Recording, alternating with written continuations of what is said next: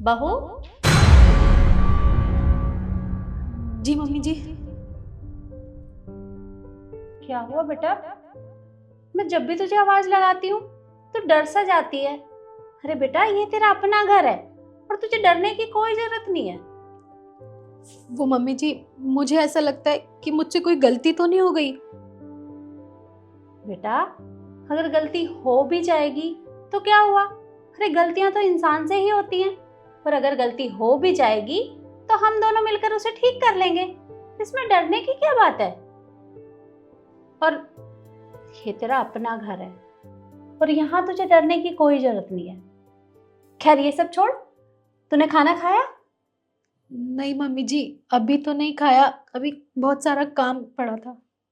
अरे बेटा, तू सुबह 4 बजे उठती है और अपने ऊपर भी ध्यान दिया कर। ऐसे भूखे पेट काम करती रहेगी तो कैसे चलेगा?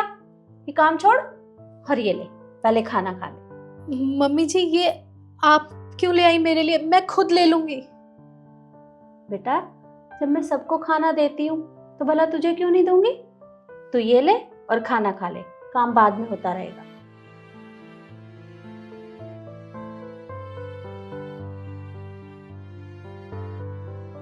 ये ले, मैं पानी लेकर आती हूँ।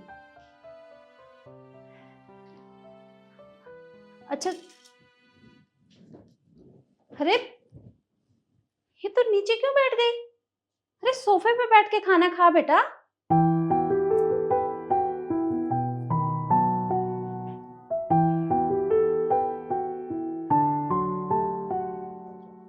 अब ठीक है, मैं पानी लेकर आती हूँ।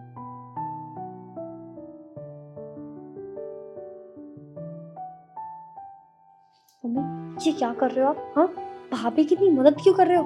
अरे आपने इनको सिर पे चढ़ा रहे हो। देखना एक दिन ना आपके सिर पे बैठ के ना नाचेंगी ये। अरे चुप कर तू, कैसी बात कर रही है? अरे वो तेरी भाभी है और अपनी भाभी के बारे में भला कोई ऐसी बात करता है? फिर तूने कभी सोचा है, वो सुबह 4 बजे उठती है और हमारे सबके सोने के बाद सोती है। जब वो हमारा इतना ख्याल करती है तो क्या हमारा फर्ज नहीं बनता कि हम उसका ख्याल रखें? मम्मी, मैं ना आपको सही कह रही हूँ। देख लेना, एक दिन आपको पछतावा होएगा और एक दिन ना मेरी बात याद करोगे। इतना मत चढ़ाओ वो सिर पे। बस, बहुत हो गया तेरा। और देख, ये मत भूल कि वो रिश्ते में तेरी भाभी लगती है, वो तुझसे बड़ी है।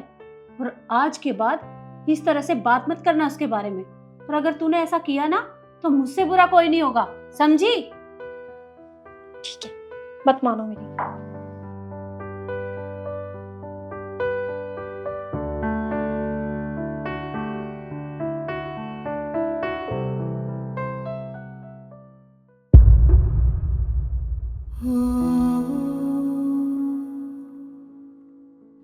बेटा, आज शाम के खाने में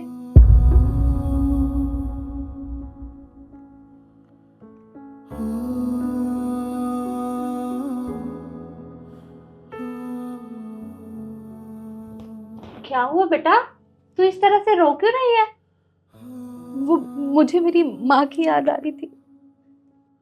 बस इतनी सी बात? अरे तो क्या हुआ, फोन उठा और उनसे बात कर ले। नहीं नहीं, मैं उन्हें फोन नहीं कर सकती। और क्यों बेटा, झगड़ा हुआ है उनसे? नहीं माँ, वो मेरी सौतेली माँ है। मेरी खुद की माँ तो मुझे बचपन में ही छोड़ के चली गई थी। देख बेटा, माँ सगी हो या सौतेली, माँ तो माँ होती है ना। और तू उनसे फोन कर ले और बात कर ले। तू उनसे बात करेगी ना तो तेरा मन हल्का हो जाएगा। नहीं माँ, हर माँ एक जैसी नहीं होती है।